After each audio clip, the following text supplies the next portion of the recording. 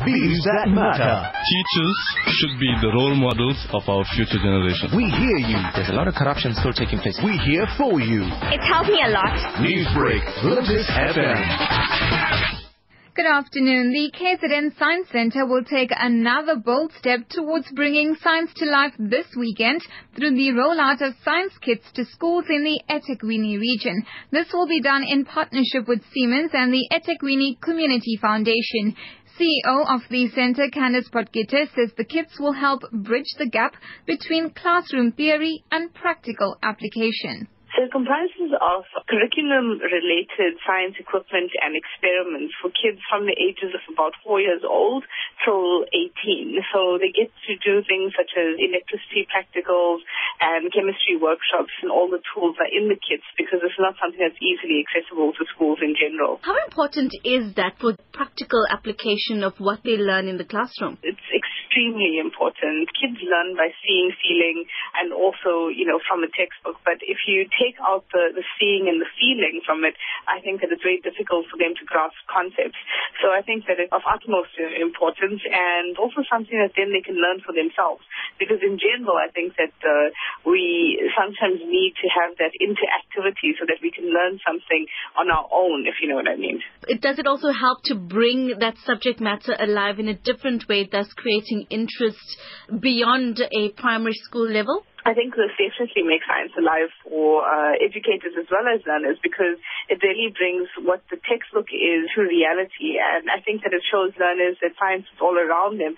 And even if it's just for a day, it shows them that they can also be a scientist using these experiments and these kits. Now, you've mentioned the partners in terms of this particular launch tomorrow, but how important for there to be a buy-in, so to speak, from the business sector in terms of being able to provide kits like this and other equipment that may be needed for science education in schools?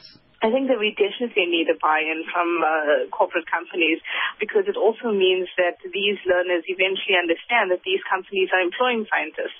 So if we could make it a holistic circle where these companies are sponsoring these children, they are within the municipality, and we have all these partners, then one day they too will become scientists and give back to the youth and their future.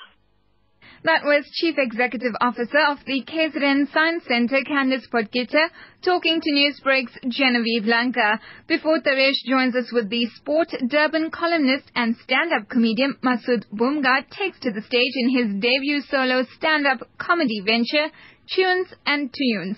The show is a semi-autobiographical account of growing up in what he describes as a transitional South Africa, but with a musical twist. It takes place this weekend at the Suncoast Supernova Theatre.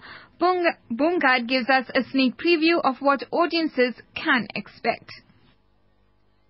I've been doing stand-up comedy for a while, and the natural progression is to eventually do a solo show. Every comedian aspires to do a solo show. When I felt the time was right to do this, I wanted to do it a little differently, because normally the comedians just have a spotlight on stage and it's just them there. I wanted to have something different, some production value. So it would be kind of cool to have some music in there as well, to kind of link with the comedy. And that's the real idea for Tunes and Tunes came from. So it's a stand-up comedy with a musical twist. The songs that we do in the show all have a link to the actual material in the show. Now, it obviously can't be very easy conducting a one-man show. What are some of the challenges that a comedian faces?